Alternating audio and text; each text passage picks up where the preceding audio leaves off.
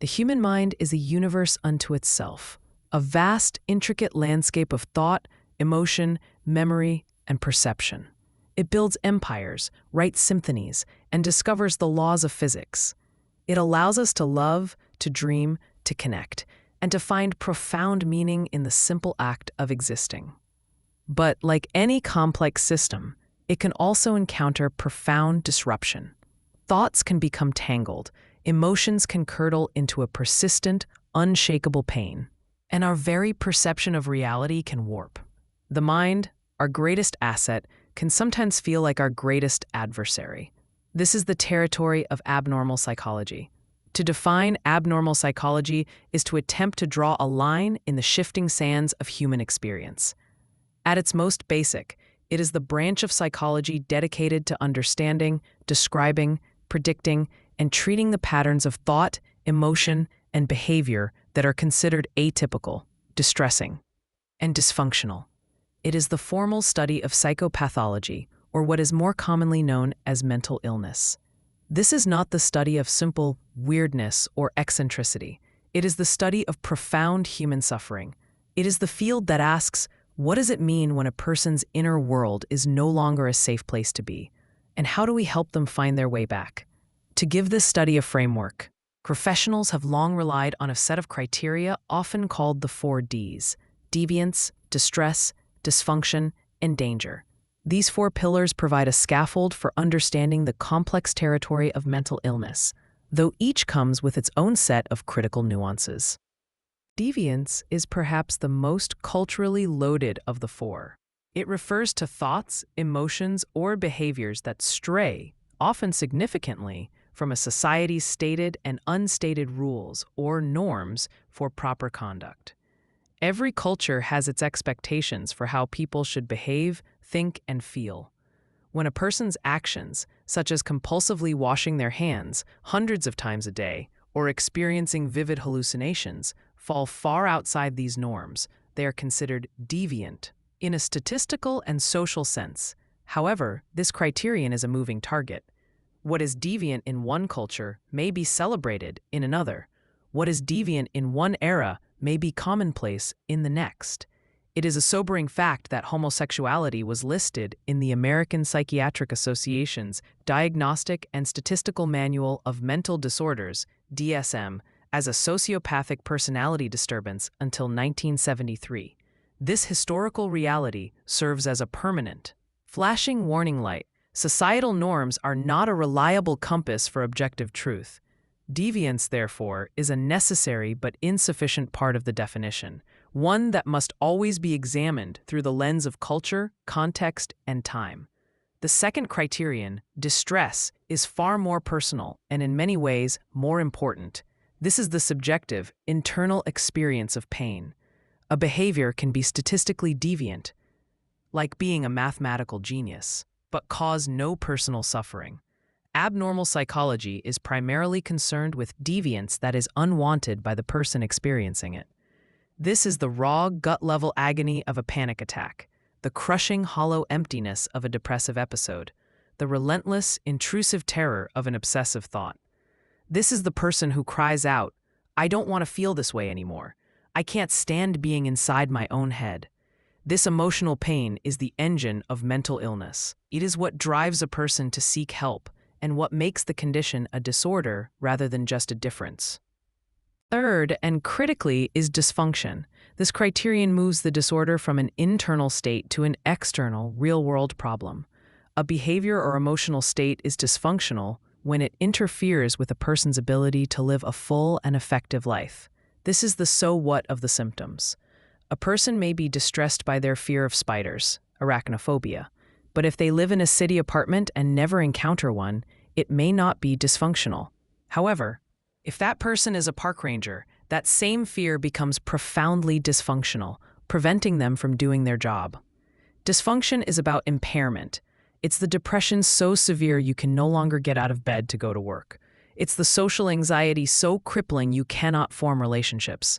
It's the addiction that drains your bank account and destroys your family. It's the post-traumatic stress disorder, PTSD. That makes the world feel so dangerous, you become a prisoner in your own home.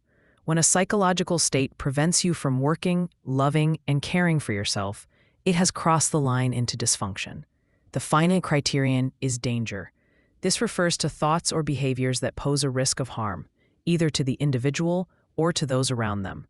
This is the most acute end of the spectrum. The most common form of danger in abnormal psychology is danger to oneself. This includes self-harm as a non-suicidal coping mechanism, as well as suicidal ideation, planning, and attempts. The study of abnormal psychology treats this danger with the utmost seriousness, seeking to understand the risk factors and warning signs that precede a suicidal crisis. Less common, though more sensationalized, is danger to others. This can occur in specific and often misunderstood contexts, such as a person experiencing a paranoid delusion with command hallucinations, instructing them to harm someone. While the vast majority of people with mental illness are not dangerous and are in fact far more likely to be victims of violence, the potential for danger remains a critical component of psychological assessment and intervention. To organize these 4 Ds into a workable system, the field of counseling and psychiatry in the United States relies on the aforementioned Diagnostic and Statistical Manual of Mental Disorders, currently in its 5th edition, DSM-5-TR. The DSM is the field's official guidebook. It attempts to provide a clear, reliable, and consistent set of definitions for hundreds of mental disorders. For each disorder, it provides a list of specific symptoms, criteria, the required duration and frequency of those symptoms, and the rule-outs, e.g., ensuring the symptoms aren't better explained by a medical condition or substance use. The DSM is what allows a clinician in New York and a clinician in California to both look at a set of symptoms and arrive at the same diagnosis: major depressive disorder, or obsessive-compulsive disorder, or bipolar I disorder. This standardization is not merely an academic exercise.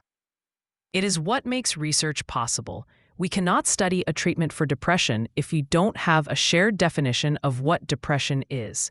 It is what allows for communication between providers. It is, for better or worse, what allows insurance companies to authorize and pay for treatment. For many clients, receiving a diagnosis can be a profound, life-altering moment of relief. The suffering that felt so chaotic, so personal, so shameful, suddenly has a name. It has a box. It means I'm not crazy or broken. I have a recognized condition that other people have and that has a known treatment. That moment can be the first step out of shame and into healing. However, the DSM is a human document, not a sacred text. It is a product of committees, consensus, and compromise. Critics, many of whom are expert psychologists themselves, rightly point out its significant limitations. Its categorical model, where you either have a disorder or you don't, often fails to capture the true, lived reality of mental health, which almost always exists on a spectrum. What about the person who has all the symptoms of depression but has only felt them for 3 weeks? When the DSM says you need 4 for a diagnosis, are they not suffering? Are they not in need of care? Furthermore, the DSM is vulnerable to diagnostic inflation, the idea that the boundaries of illness are ever expanding, pathologizing normal, albeit painful, human experiences. Is intense shyness now social anxiety disorder? Is a child's rowdiness now ADHD? These are fiery, active debates within the field. The most sophisticated and modern approach to defining abnormal psychology, therefore, moves beyond a simple checklist of symptoms. It uses the biopsychosocial model. This model posits that no mental disorder is the product of a single cause. Instead, it is the result of a complex, dynamic interplay of 3 distinct forces. The bio component refers to our biological and genetic makeup, our brain chemistry, neurotransmitters like serotonin and dopamine, our brain structure, our genetic predispositions, and even the effects of hormones or physical illness. The psycho component includes our individual psychological landscape, our learned patterns of thinking, e.g., a pessimistic worldview, our personality and temperament, our history of trauma, and our coping mechanisms. The social component encompasses our entire external world, our family system, our cultural and religious background, our socioeconomic status. Poverty is one of the single greatest stressors and risk factors for mental illness. Our experience of discrimination or stigma, and our level of social support.